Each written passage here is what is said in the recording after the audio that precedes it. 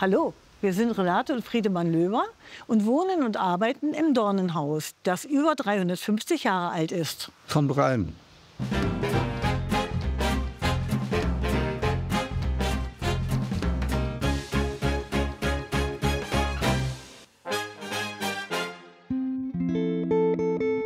So, ihr Lieben, nun befinden wir uns im Dornenhaus, über 350 Jahre alt. Und wenn man sich die Balken anschaut, sieht man das Ursprüngliche, das Dicke, das Feste. Die gesamte Kubatur dieses Hauses ist aus dieser Entstehungszeit, kurz nach dem Dreißigjährigen Krieg. Es war ein Bauernhaus. Vorne wurde mit dem Wagen reingefahren, mit Pferdefuhrwerken und hinten wieder raus. Im hinteren Bereich lebten die Menschen, im vorderen Bereich lebten die Tiere. Und deswegen übrigens auch die Klönstiere. Es wird immer so diese Anekdote erzählt, das wäre, damit die Bauersfrau oder Fischersfrau sich rauslegen kann, Brust überhängt und mit der Nachbarin quatscht. Die hatten gar keine Zeit, so viel zu reden. Und natürlich hatte diese Klönstiere eine andere Funktion. Sie war nämlich die Lüftung für das Haus, um den Gestank auch von den Stallungen rauszunehmen und auch vom Ofen, von der Heizung. Das Dornenhaus befindet sich auf der schönen Insel Fischern-Darß-Zingst.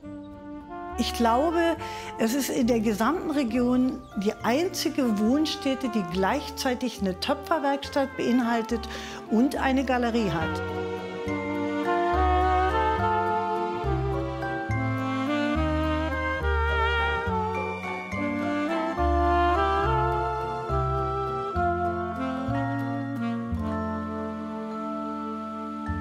Und das ist unsere Küche. Das ist unser Lieblingsraum. Er ist schön hell, er ist lichtdurchflutet und er beherbergt unendlich viele schöne Dinge.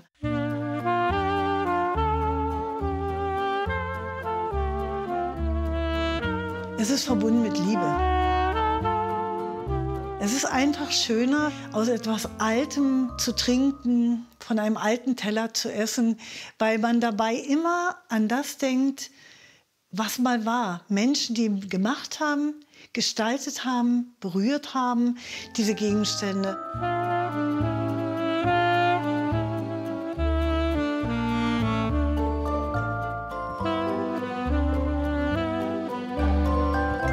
Diese kleine Tasse und dieser kleine Eierbecher, den habe ich als Kind zu Hause gehabt. Daraus habe ich getrunken und mein eines Ei pro Woche, was es nur gab. Ich habe immerhin 4 Brüder, also wir waren eine kinderreiche Familie.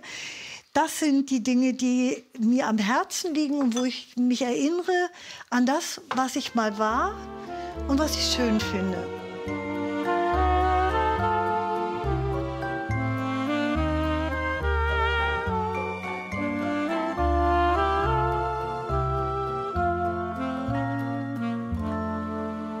Wir sammeln auch. Also wir waren in Schweden, da haben wir diese Truhe mitgebracht. Dieser Tisch ist ein uralter Tisch, den lieben wir sehr. Der ist ungefähr 300 Jahre alt. Den kann man zusammenklappen.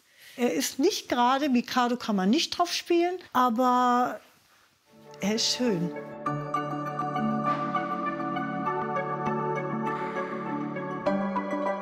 Im privaten Bereich der Diele. Da sind zum Beispiel Bilder, die mir sehr am Herzen liegen. Das sind nämlich Bilder vom Dornhaus. Da sieht man die windgeflüchteten Weißdornbäume, die sich dem Dach nähern. Das ist übrigens der Grund, warum das Dornenhaus Dornenhaus heißt.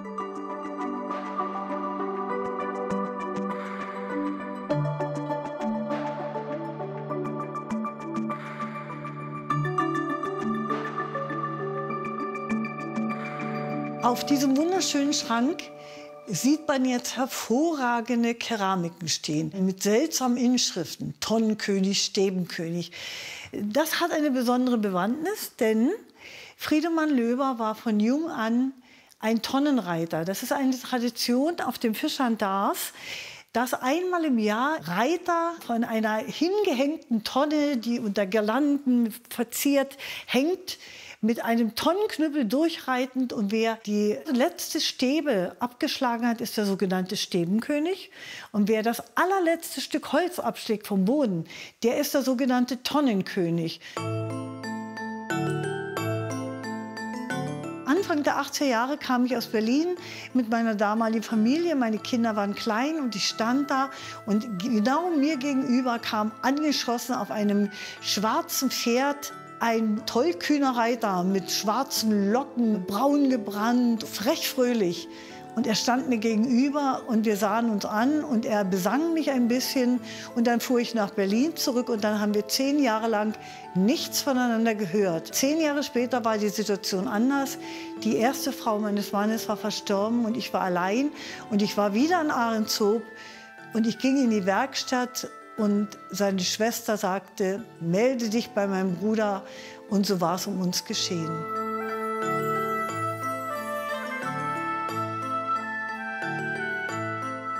Wir haben im vorderen Teil eine Galerie.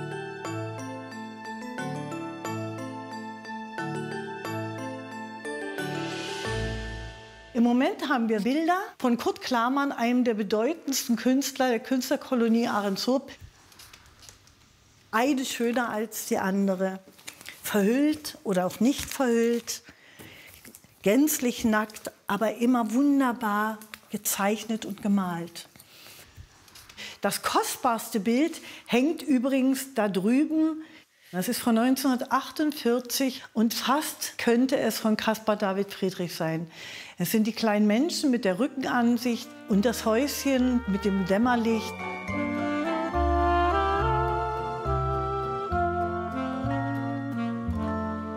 Wir haben das Haus gesehen und es war unser Haus. Wir wollten es auch retten. Es befand sich in einem jämmerlichen Zustand, als wir es 1995 gekauft haben.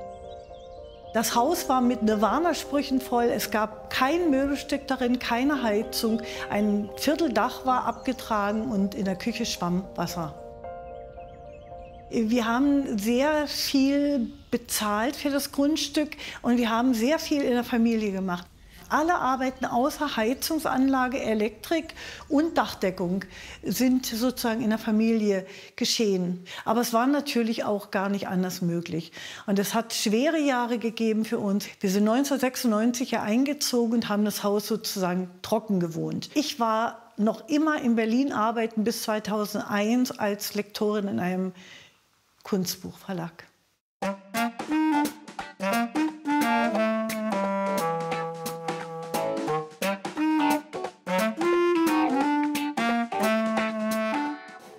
Wir befinden uns jetzt im Kabinett. Kabinett, kleiner Raum. In dem befindet sich überwiegend Keramik verschiedener Künstler und verschiedener Techniken. Vor allen Dingen aber die Fischern-Keramik, die mein Mann seit 1966 herstellt.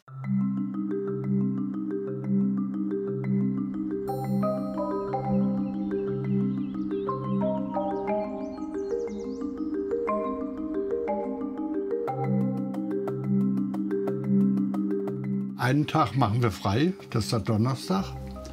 Und an den anderen Tagen kann ich in die Werkstatt gehen, wenn es sich gut macht, ne? Wenn es gut geht.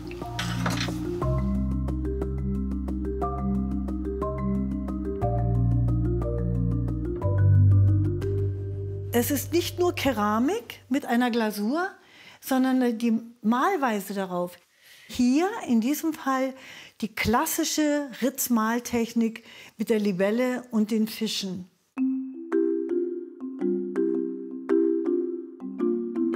Man sieht ja hier zum Beispiel an diesem Balken, ne, der ist urig und der hat eben diese 380 Jahre auf dem Buckel. Das ist schon enorm. Und es steht und steht, diese Häuser bleiben.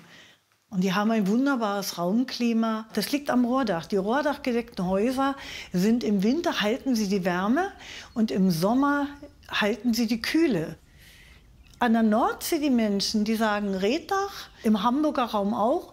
Hier wird Rohr gesagt und es ist ja Rohr, Schilfrohr.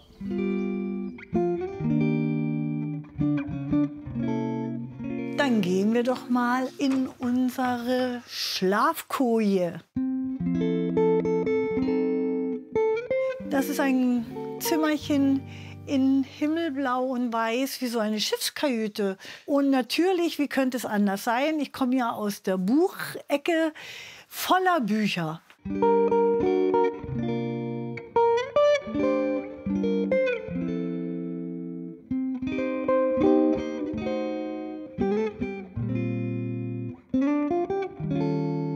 Hereinspaziert. Ich habe mir viel Mühe gegeben, auch hier sozusagen den Duktus des Hauses zu belassen. Zum Beispiel mit diesem Waschbecken oder mit dieser freistehenden Badewanne, die nicht nachgearbeitet ist, sondern die tatsächlich alt ist. Die kommt aus England ursprünglich. Uralte Badewanne mit diesen Metallfüßen.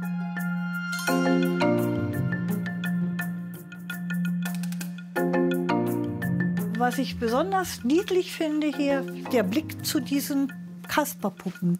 Die allermeisten dieser Puppen waren in den Händen meiner großen Brüder und damit haben die uns kleinen Kindern, wir waren 5, haben die uns bespaßt an den Wochenenden.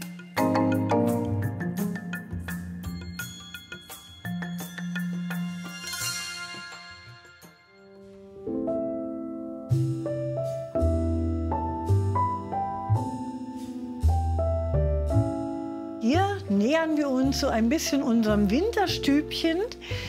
Im Sommer sind wir ja meist draußen oder mit den Gästen auch zugange. Aber wenn es hier schneit und friert, dann sitzen wir auch mal im Wohnzimmerchen.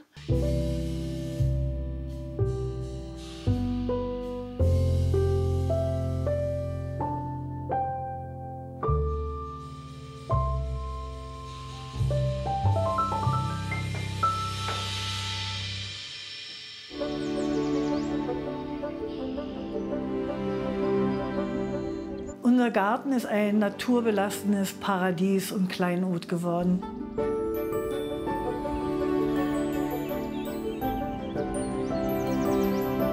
Das Grundstück ist knapp 3000 Quadratmeter groß. Wir haben keinen Gärtner, wir machen alles allein. Und es war eine richtige Sandeinöde hier.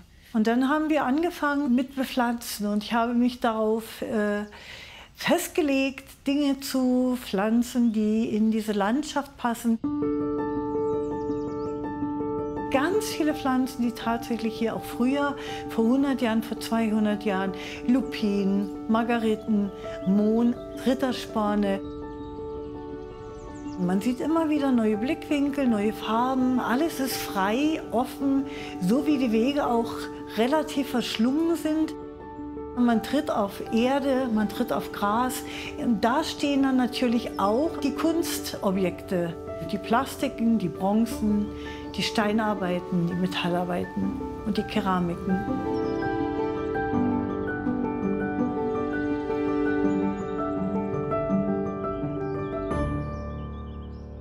Das Haus ist natürlich unser Herr und Meister. Der salzige Geruch vom Meer, der Wind. Wenn ich jetzt in Berlin bin, bei meinen Kindern, ich ersticke. Ich ersticke in der Luft. Ich merke wirklich den Unterschied und bin glücklich, wenn ich wieder hier bin und meine Wäsche frei an die Leine hänge. Ich bin jedes Mal, auch nach 33 Jahren, glücklich, wie meine Wäsche auf der Leine trocknet und im Winde weht. Und wie gut die riecht, auch unter Schnee.